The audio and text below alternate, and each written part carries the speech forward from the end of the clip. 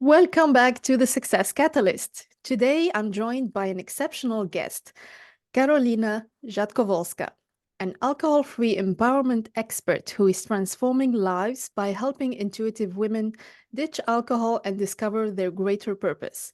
Karolina has worked with thousands of clients through her programs, guiding them to change their drinking habits and unlock new levels of health, happiness, and drive to pursue their biggest dreams. She's the best-selling author of Euphoric, Ditch Alcohol and Gain a Happier, More Confident You, published by HarperCollins. Karolina is passionate about helping people discover what truly makes them happy outside of beverage and designing a bold, alcohol-free lifestyle. I'm thrilled to explore her insights on empowerment, personal transformation, and the benefits of an alcohol-free life. Welcome to the show, Karolina. Well, thank you so much for the warm welcome. So your work is really impressive, and as an alcohol-free empowerment expert, you have touched the lives of many people. Can you share what inspired you to start this journey and how you discovered your passion for helping others live alcohol-free? Yeah, thank you. Well, I have to go back a few years for sure because it was all really based on my own transformation. And, I think when it comes to drinking, it's something that is much presented in our lives around the time that we become adolescents and or, young adults. And it's kind of just woven into the fabric of the rest of our lives as if everybody just drinks, it's the normal thing to do. And, a lot of times we can pick up some unhealthy habits around drinking. So, for example, when I started drinking in college, it was way too much partying, way too much, Mhm. just not having any healthy boundaries around it. But as I got older in my mid to late 20s, I got really into health and mindfulness. And so, from Monday through Thursday, I lived this pretty healthy lifestyle. And I was really ambitious and I was driven by like goals. And, I would go to yoga classes, I would drink my green juice, I would try to do really well at work. But every weekend, I would still either go out with my friends or I would go to a sushi dinner or I would just open some wine to have at Netflix at home. No matter what, alcohol was always involved every single weekend for me. And I couldn't shake the feeling I felt every Monday morning where I just felt exhausted. I felt ashamed as well. I felt like I took 2 steps forward in my healthy and driven lifestyle during the week and just 5 steps backward over the weekend. And I lived in this cycle for years, years and years and years of this merry-go-round. And anytime I wanted to change, one, I would just look around and say, well, everybody drinks on the weekend, or everybody, as an adult has this as part of their lives. So what am I going to do? Be this abnormal person who doesn't partake? Or B, the thing that stopped me was the kind of more black and white way we think of quitting drinking, as if like you have to have this massive problem, you have to label yourself an alcoholic, and you have to go to meetings for the rest of your life. And so none of those options really felt very good for me. And so that's why hence this cycle lasted so long, even though my intuition knew. And on Monday mornings would tell me, you're made for more, Karolina. You're made for more. But I just didn't listen for a long time until I did. And what really kind of made me finally listen was I heard of the concept dry January. And something kind of clicked in my brain that, oh my God, I could just take a break from alcohol and I don't have to explain it to anybody. And that was the really first time in adulthood I had that much space away from drinking. And I fell in love with how I felt. I fell in love with how much deeper my sleep got, how much more peaceful and just beautiful my mornings were. I fell in love with the sense of self-love that I felt every morning, where the past version of me was actually looking out for the future version of me. And I also noticed how much my mood elevated, how much more I was really appreciating nature and things like clouds and trees, where I felt so much more awe and wonder. And February comes around, and I still have this belief in my mind that a normal adult drinks. Therefore, if I want to be normal, I have to drink. So I drink a few times in February out social, and I hate it. Like just one or two drinks obviously totally ruins my sleep, makes me feel very foggy the next day. But also in the moment, I notice that just even an hour after drinking, I get really cranky. My mood dips really low. I'm frustrated. I'm impatient. I'm even starting little fights with my husband. And here I was in January having the time of my life without alcohol. And all of a sudden, like I'm cranky and I'm just not having fun. So that to me, that really kind of broke the illusion that alcohol is fun. And I think I really needed to go through that experience for that.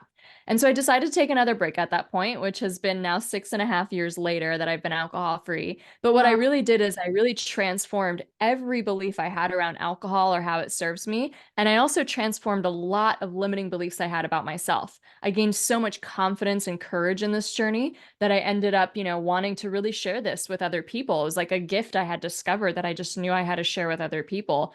And so, I had these beliefs that I could never be an entrepreneur or I could never be an author. And I really broke through them that year. And I, launched my business. I wrote my first draft of my book that year. I ran a half marathon that year too.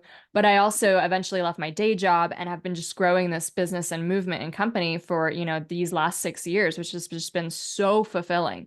And at the end of the day, I recognize now, when I was using alcohol on the weekends, it was like this reward that I had to get through the week. And I didn't realize how much fulfillment I was missing throughout the week. And so when I pivoted and really aligned my life to my values and the things I wanted to actually do and not what like society necessarily expected of me, I found that, making an impact and helping people and having my own business and being an author are all things that, are really, really important to me. And I find that sense of deep fulfillment every single day. So when I work with women, not only do I help them remove something that they might have outgrown, is outdated, is not helping them achieve their bigger goals and dreams. But then we can also really focus on like, okay, what is this next beautiful step for you? What is this purpose that's unfolding? What is this bigger dream?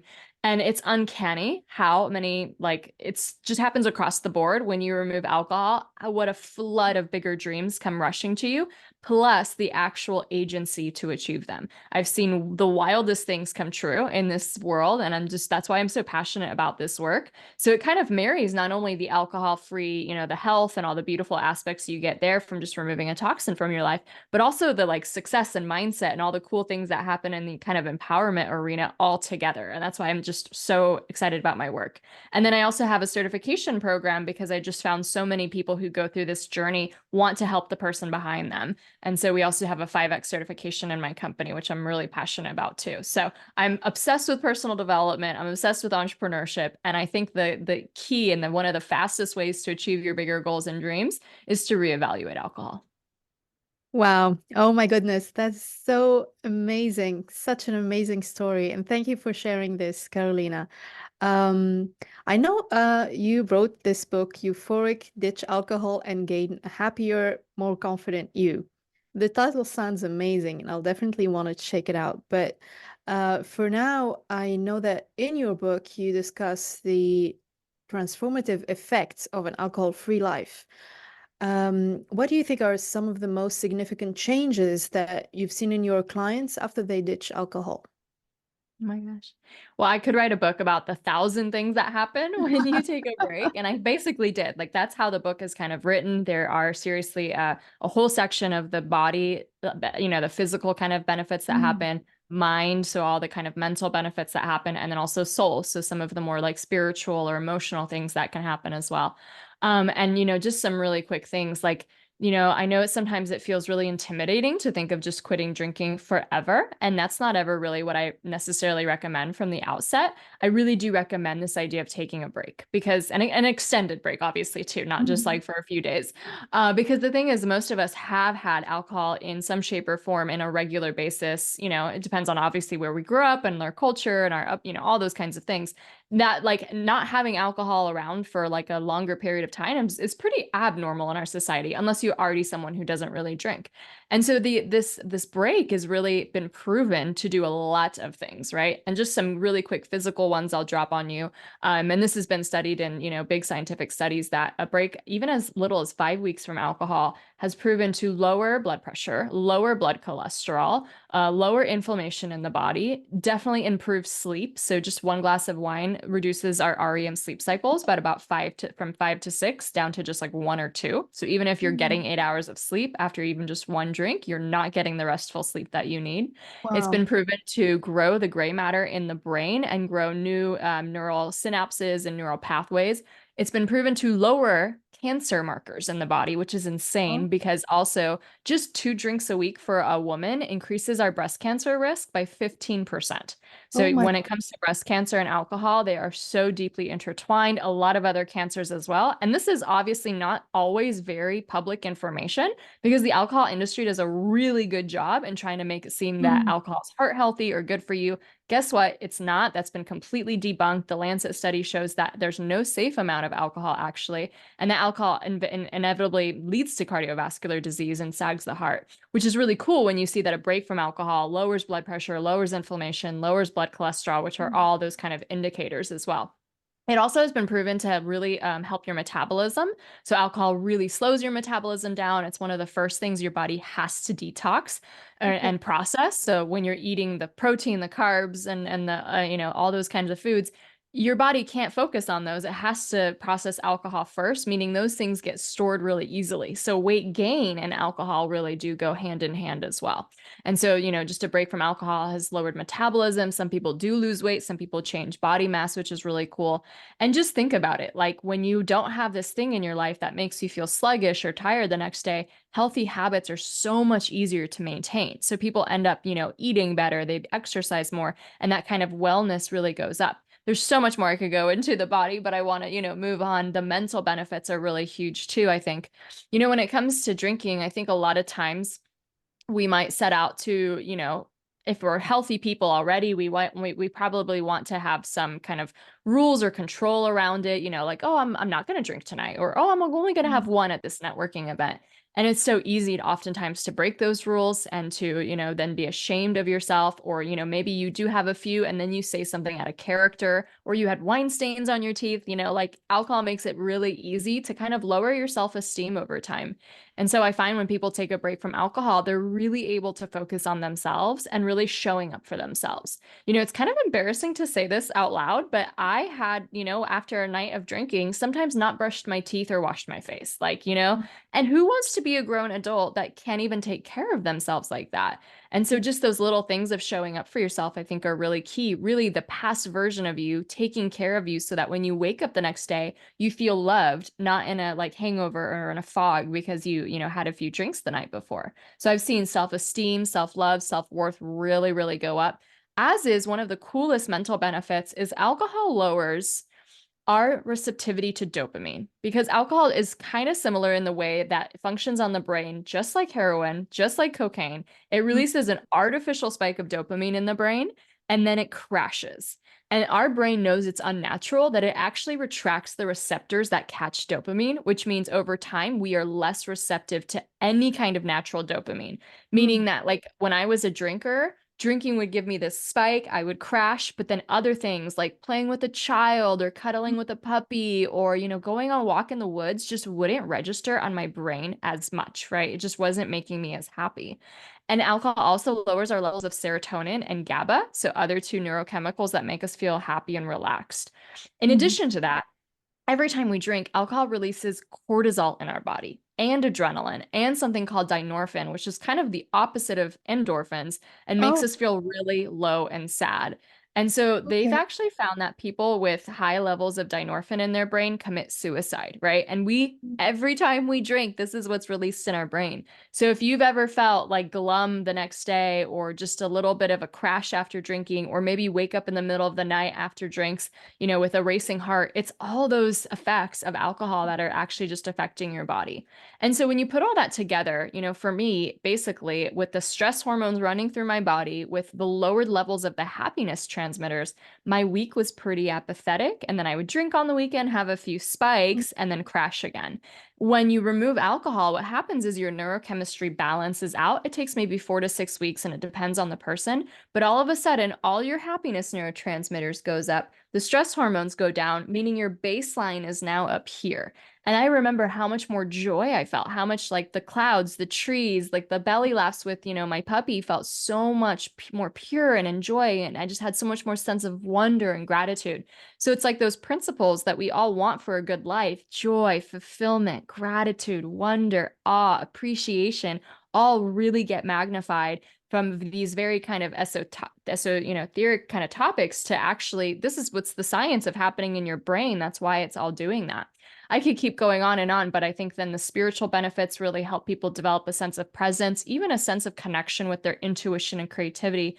And I think the confidence and courage you get from doing this is what really then propels people as well to finally go after these, dreams that are kind of unfolding on your heart. Because one of the questions that going alcohol free really begs is, what actually makes me happy? Because in a way, a lot of times society and marketing has answered that question is, oh, a drink on the patio or a drink with your friends is what makes you Mhm. happy. And it's like, well, yeah, but that's just an artificial stimulation in the neurochemistry of the brain. Like, what really makes you happy? What is brings you organic joy? And I find that people find their passions through that exploration. They do a lot of self-discovery work, a lot of learning to process your emotions when alcohol is not involved, learning to have bigger boundaries or stop people pleasing when people expect you to drink at social occasions. But that discovery for like what really brings me joy, what really brings me passion, I think really translates to finding that and actually having the confidence to really pursue that. So I've seen a lot of entrepreneurs and authors and other leaders born out of this incredible transformation where this sense of empowerment just goes so much higher.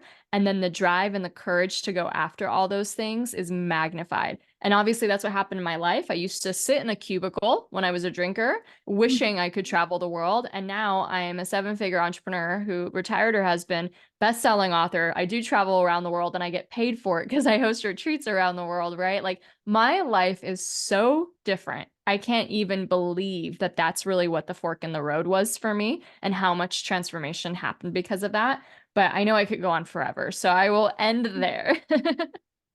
Oh, I can listen to you forever. You're so inspiring and so knowledgeable. And I am very interested in what you said about the relationship between alcohol and self-esteem and self-worth.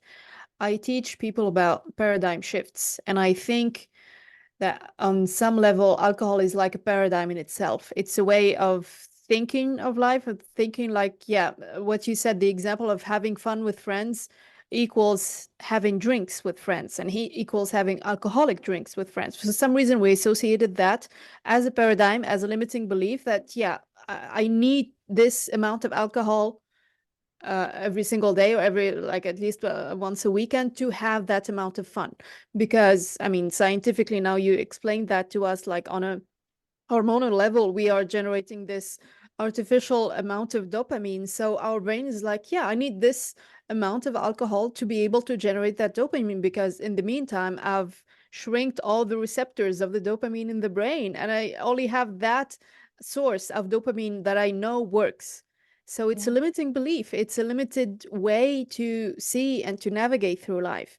And I know you emphasize discovering what truly makes people happy outside of a beverage. So, what are some strategies or activities that you recommend for people to explore and find joy without relying on alcohol? Well, I love what you said just now. I feel like you just took everything I said and put it in such a great articulation. And you're right, it is an entire belief system that's wrapped around alcohol that's conditioned into us since we're very young. And it seems like the dominant kind of mainstream way of thinking of things, but it's like the Matrix, right? Like it's Mhm. not the reality. It is just an illusion. It is a marketing illusion, and you can just as easily step out of that and live free essentially from that level of control. And I think it's a really interesting question, like as a kid, for most of our childhoods, I think, especially those of us who grew up before the age of cell phones, and Yeah.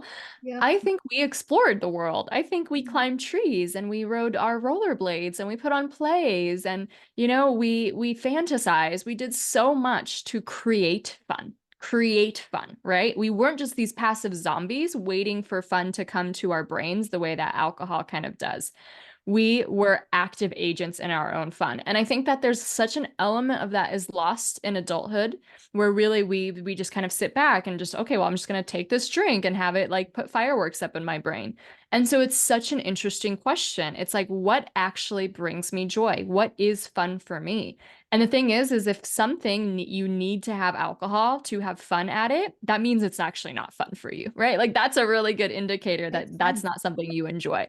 But I think it's a really cool position of exploration, of really experimenting.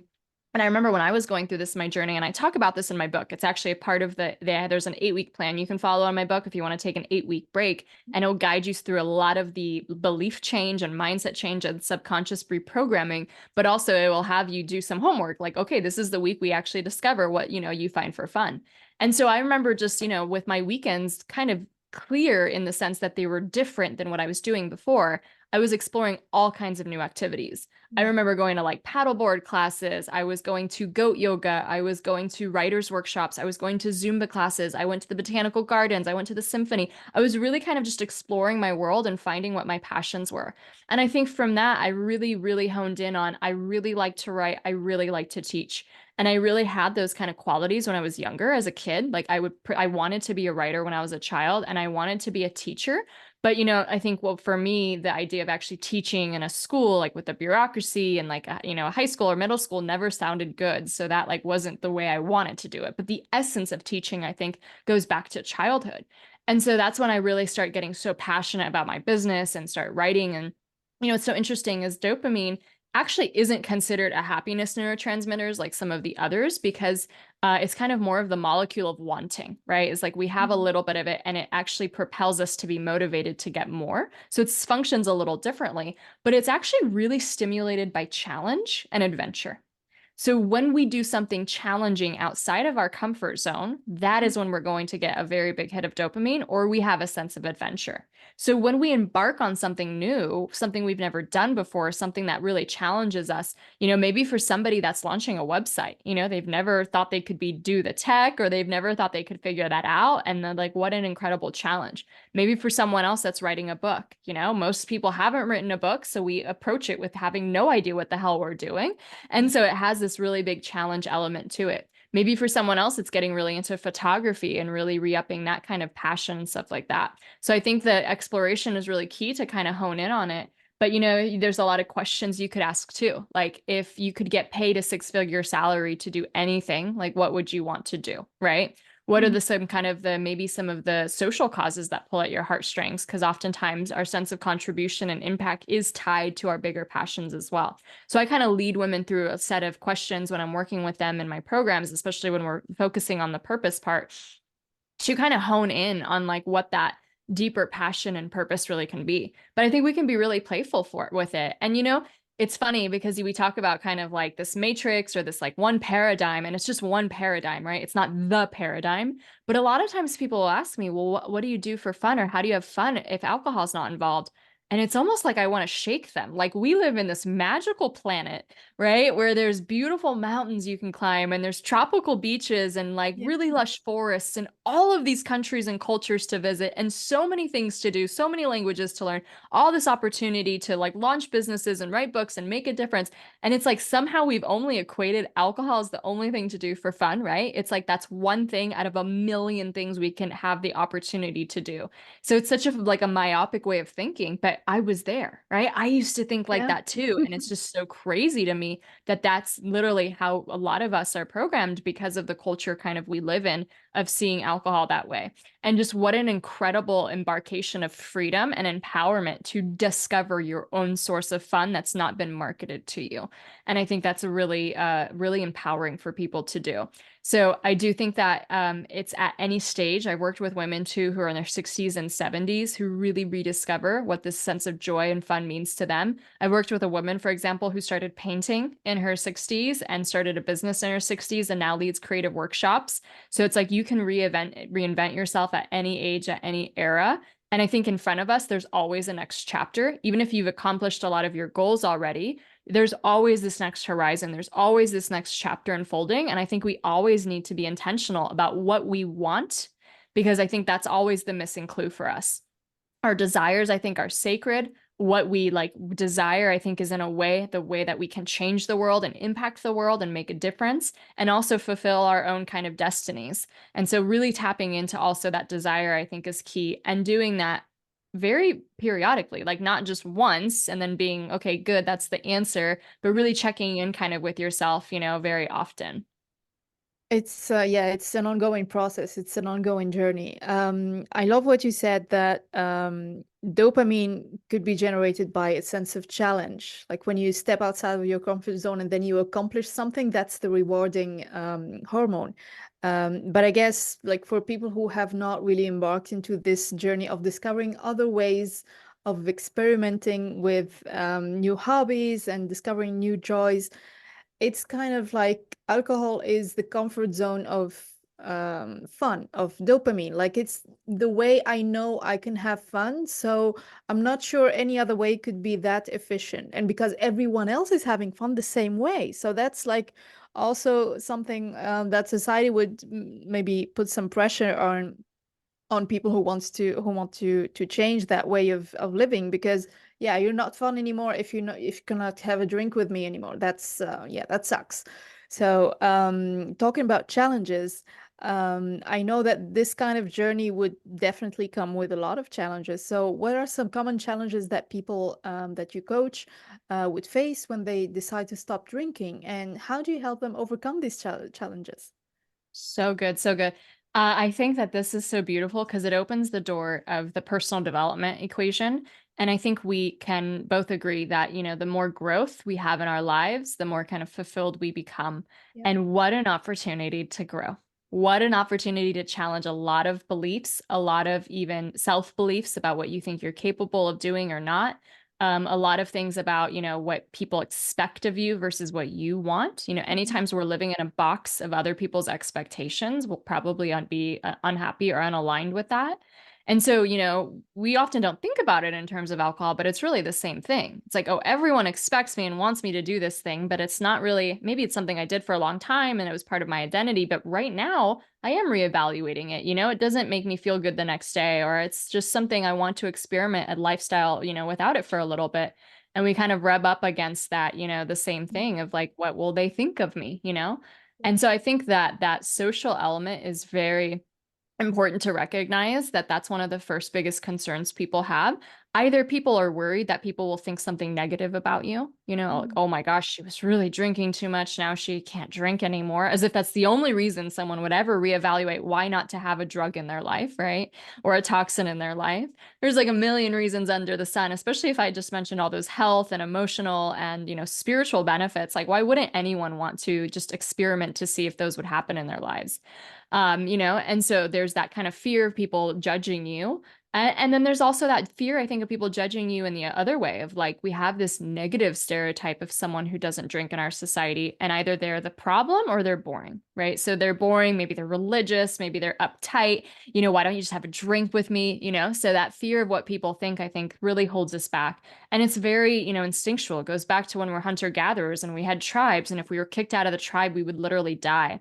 And so it's like our source of belonging, that core human need, is somehow tied up with alcohol. And it's just really important to recognize that. It's very subconscious. We don't recognize it. But that's often a really big fear that holds people back of like, well, when I go out and I socialize, or I go to this barbecue, or I go to my friend's house, or I go out with my friends, how am I going to talk about this, or what will they think? And I think there's two things. First, obviously, there's actually the things we can learn to say that could be really helpful in that moment. So for example, I find one of the most honest, truest things someone could say that really helps, like, is empowering, kind of gets people off their back, is, I'm taking a break from alcohol and I've never felt better. Or I'm taking a break from alcohol and I feel so much healthier. And the thing is like, something, a statement like that, like, nobody can argue with it. Nobody can say, wait, have this drink, please, so you can feel worse. You know what Yeah. I mean? So it's like one of those most, like, kind of, I think, honest things we can say that really, like, is also has the empowerment and the control in our hands. There's a lot of little things you could say as well, like, no thanks, I'm great, or like, yes, I'd love and then an alcohol-free beverage. It's like, again, we always associate that a drink has to be, alcoholic in order to count. But I think the bigger picture is actually what the confidence level is of the person saying it. And so instead of imagining, being a non-drinker as somehow lame, or somehow not part of the crowd, or the odd one out, or the problem, or the boring one, I think we need to switch that paradigm. And, for me, I started looking at all the people that I really respected in the world, the people that just were my heroes, the people who achieved their biggest dreams, were making a huge impact on the planet, impacted me in a super big way. And I started to notice something that they have in common. most of them didn't drink. And if they did, some of them did, then it was such a small part of their lives, it was almost irrelevant. And I'm talking about the biggest names in personal development, from Tony Robbins to Brene Brown to Deepak Chopra to, Gabby Bernstein, just so many people. And I continue to find them when I go to rooms with 7 and 8-figure entrepreneurs.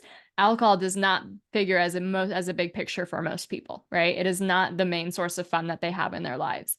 And so for me, I started to tie on like, wait a minute, this is the secret to success. This is this superpower that people have tapped into that really makes them be able to achieve their bigger goals and dreams and always be on top of their lives. And just imagine for a second that Tony Robbins is at a party and someone offers him a drink. Do you think he's going to feel embarrassed? Do you think he's going to feel tongue-tied? Do you think he's going to feel left out? Like, hell no. He is like, I don't drink. I don't have time for that. Like, I've got lives to change here. Like, he's going to be impassioned and fiery about it, right? And like, that's the kind of thing I want you to embody if you're, sober curious and you're kind of nervous about maybe telling people, is that kind of mindset of like, I've actually discovered this secret advantage that only the greatest movers and shakers of the planet have discovered as well. And now I'm part of this secret club. And the way that you will talk about it, the way that you will just communicate, even from your body language, will be so different with that mindset than if you think that this is somehow embarrassing or wrong. So I think that's a big challenge that comes up. Another one is just like when your partner drinks, or your really good friends. That's like kind of a little bit more nuanced and complicated in the sense that, you don't want to like leave your partner behind. You still want to spend quality time with them. Maybe it annoys you now that they're drinking, but I think there's a lot of solutions there that obviously we could go into, but I'll save that for, maybe another day, or, if you want to read my book, there's a good chapter on that there actually. But I think another big thing is actually just learning to process your emotions, because alcohol often either stands in as fun, which we really went over, and it also stands in as stress relief. So it's really interesting, Nina, because like when we're thinking of fun, we're thinking of elevating our sense of energy, our sense of excitement, like we're going to have fun, right? So alcohol in this sense is like an upper. But then when we think of relaxing and like, closing off a stressful day and just, we think of alcohol as something that like brings you down. So isn't it fascinating that both for up and for down, we use alcohol? We use alcohol to solve a lot of our different needs. And oftentimes it doesn't work because that is not what alcohol does. And so, a lot of people use alcohol for stress relief, which ends up in essence numbing their emotions and their feelings from that day. And so, like I told you before, it releases a lot of cortisol in our body. So even though the alcohol will slow down our brain, which feels relaxing maybe for the first 20 minutes, what ends up happening is all that cortisol is going to create more rumination, more anxious thoughts, more anxious thinking, and more stress. So you're never going to wake up the next day with less stress if you drank alcohol than if you didn't. You're going to have more. Your sleep was probably crappy. It's all just compounded, right? And your body had to work overtime to detox alcohol. So in a way, alcohol is never really a true stress reliever. It's never actually activating your parasympathetic nervous system like other rituals can. But it's obviously a huge kind of misnomer illusion in our culture that, you have a drink at 6 p.m. to relieve the stress. But I think what happens in those instances is we're not actually ever dealing with the feelings that led to the stress in the first place. So processing of emotions, I think, is another big challenge that people feel, where things can feel really raw at first, like they're not sure what to do with all of these emotions. They might feel anger, frustration, but I think these are incredible signs because we were talking about the comfort zone, like sometimes without the pain, we won't leave the comfort zone. And so I think when you feel the frustration, you feel the stress, maybe you're in the wrong job. Maybe you're not, so you've outgrown that position and it's time to go and fly on your own and launch your own business, Maybe something else is unaligned in your life, but those emotions are actually pointing them to that place that you need to shift. You need to make a change here.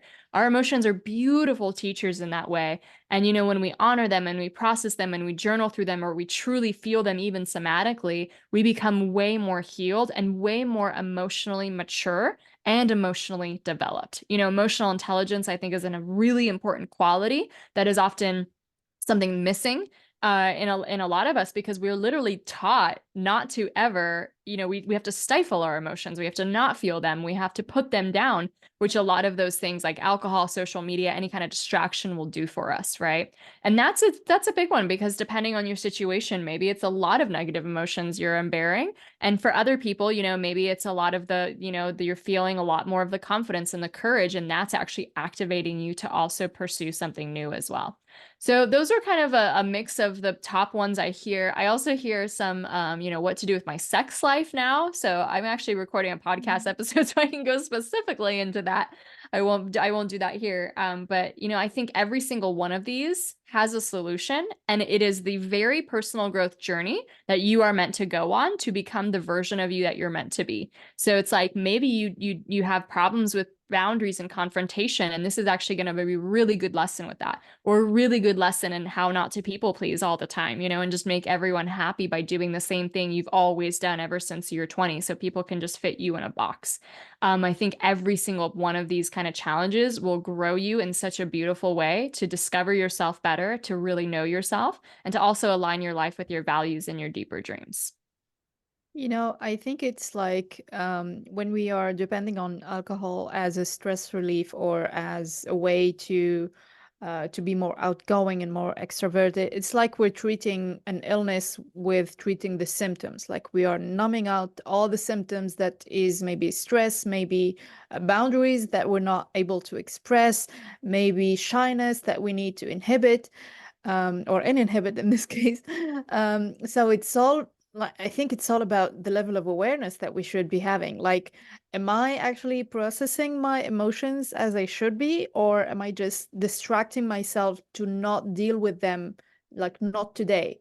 Like, just hit the pause button. Let's switch to another level of consciousness and another frequency of the brain. Is literally another frequency, I guess, with all these chemicals, instead of really like staying in that situation, dealing with that stress, dealing with those emotions, dealing with those boundaries, and also exploring other ways of living, other ways of um, expressing our five senses, our mind faculties. We are amazing human beings. We have such amazing mind faculties.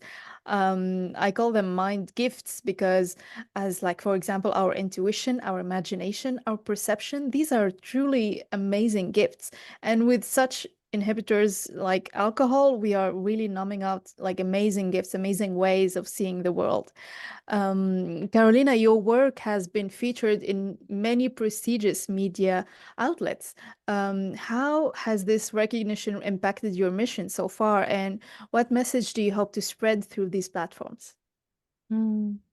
Well, I just go back to that past version of me who knew she was meant to have a great life somewhere deep down, but was also stuck with so many limiting beliefs and limiting patterns that I'd picked up, obviously, around drinking, but also just felt so stuck.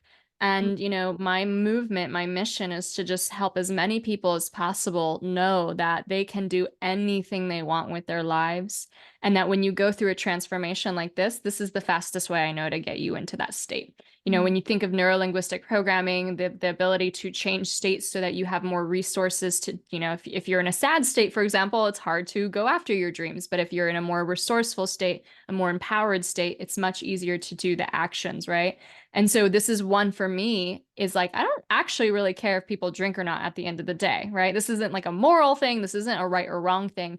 I have just watched, because of the science, the chemistry of the brain, the way it affects the belief system, the way it affects the subconscious, that when you do remove alcohol, you will have this enormous state change to be so much more empowered and so much more resourceful.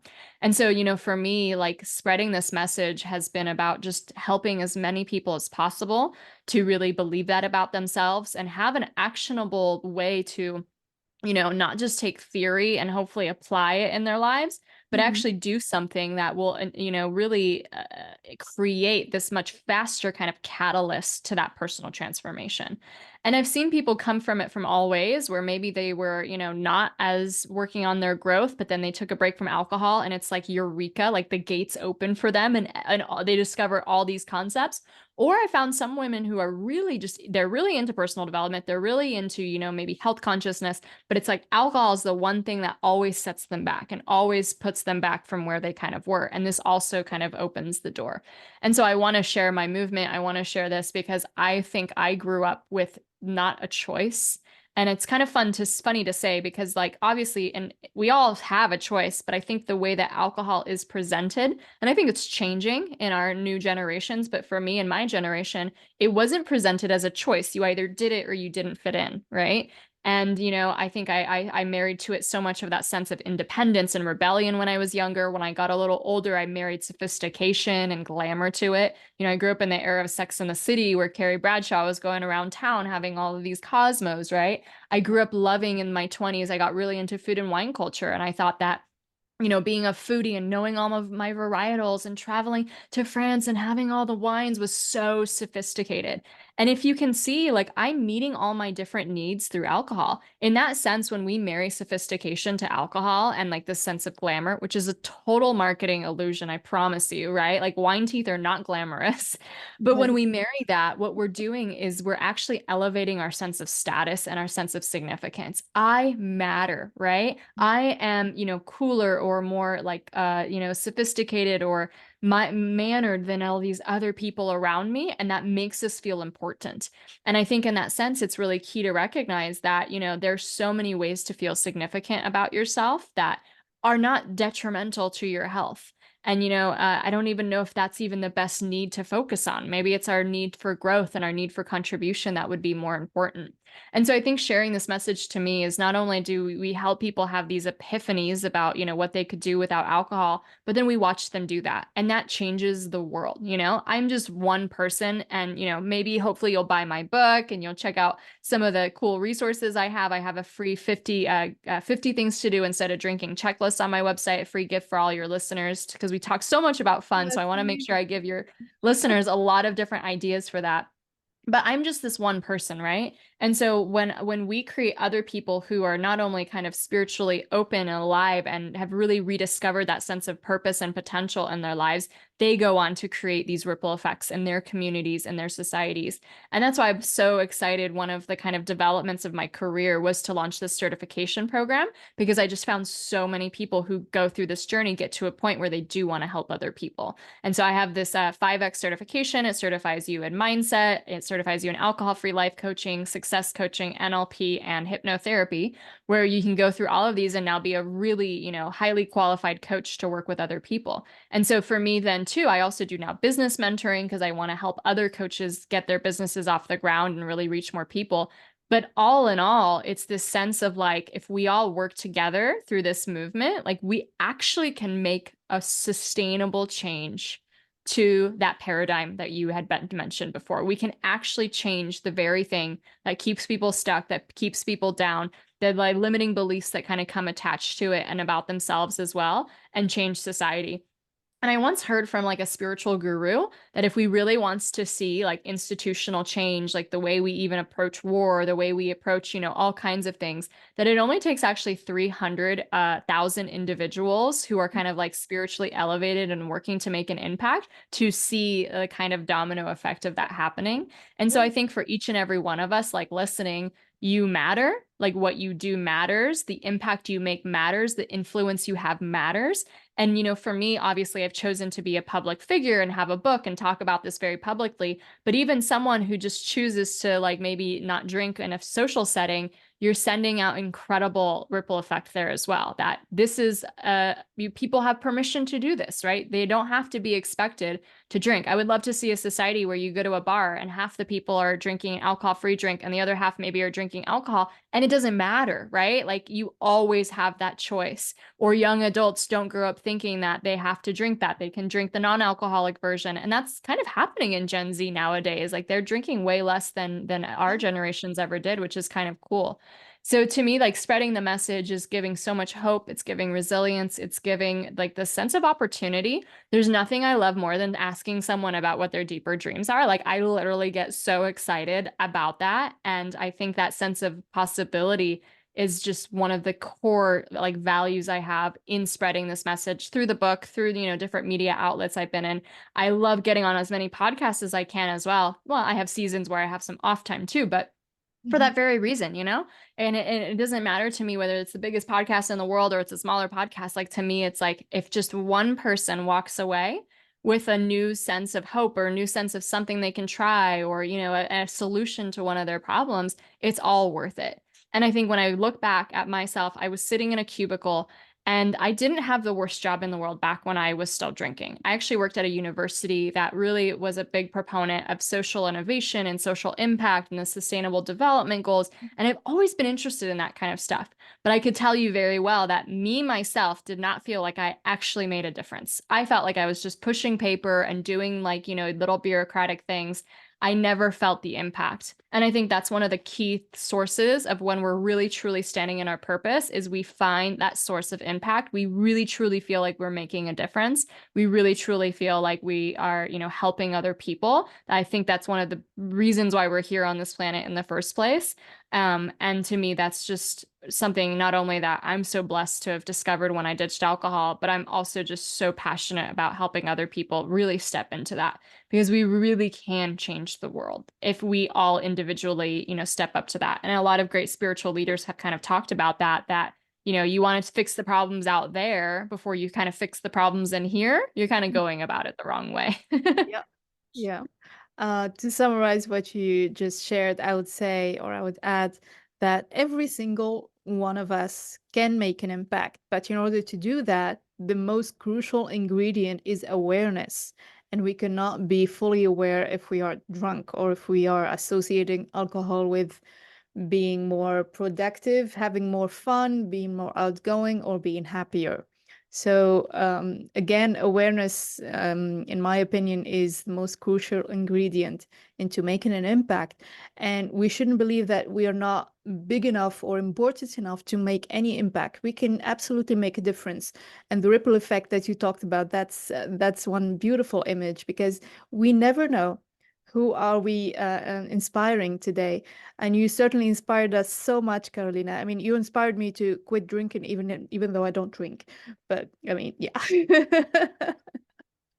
So, with that being said, how can we stay in touch with you? How can our listeners contact you and reach out for your retreats or any other coaching that you're doing right now? Yeah, thank you. Well, go to euphoricaf.com and you'll find really at the top of that page that free guide on 50 things you can do instead of drinking to really recreate that source of fun and pleasure in your life. And you'll learn all about, my programs, my certification, my retreats. I host tropical retreats all over the world. Just got back from Costa Rica.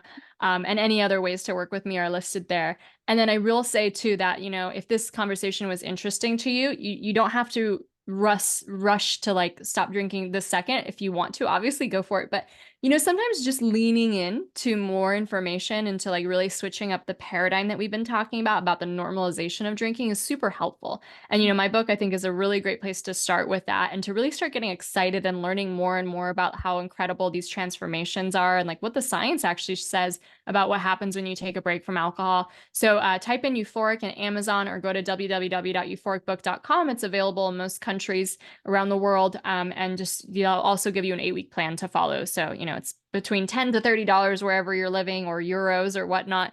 And it will give you the 8-week plan that not only can shift those beliefs around and switch out of that paradigm, but also just really rediscover yourself. And that this is like the most beautiful thing. I was talking to a client who's almost 2 years alcohol free, and she really set out to just take this 2-year kind of break. She didn't want to put too many like forever labels on it.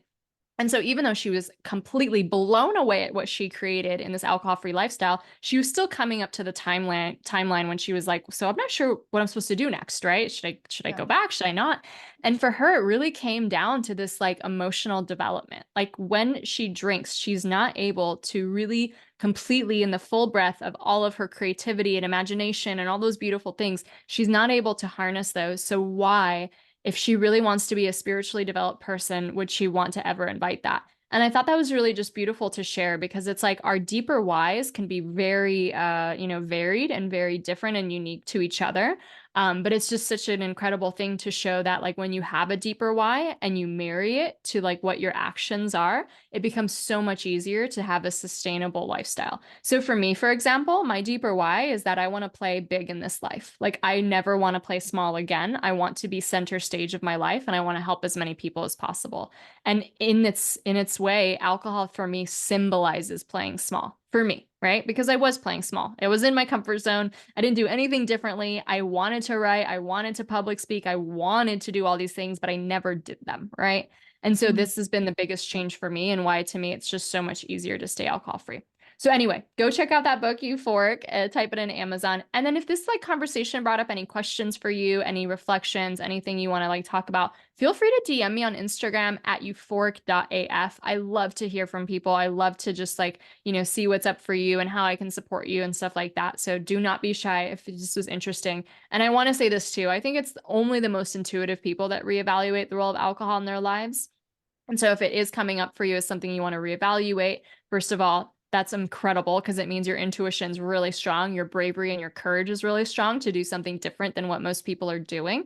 60% of people are unfulfilled in their careers. The majority, I think it's like 80% of people are unhealthy, and most people are also unhappy. So I really want nothing to do with normal, nor should you, right? We all want to have extraordinary, exceptional lives. And I think this is just a mark, if you're curious, that you're kind of going on that path. And at the same time, if you're listening and you're already alcohol free or sober curious or taking a break from alcohol, what incredible validation that you're really in the path of greats in that sense. And that really this is the road to leading to your fullest potential and who you really want to be, alive, present, fully like in your joy, in your pleasure, sharing your gifts with the world, in your imagination, with your full creativity, with your full intuition, that literally scientifically alcohol does not allow you to express to the fullest, right? When you remove that, our human capacity is so incredible. And we do have to remember that it is a drug that does affect us in these ways, and we kind of gloss that over because it's become almost like a food group in our society, but it's not. So I hope those resources are helpful. Do reach out, like I mentioned. I would love to hear from you. I'll make sure I'll add your social links in the description of the episode so our listeners can find them easily and contact you.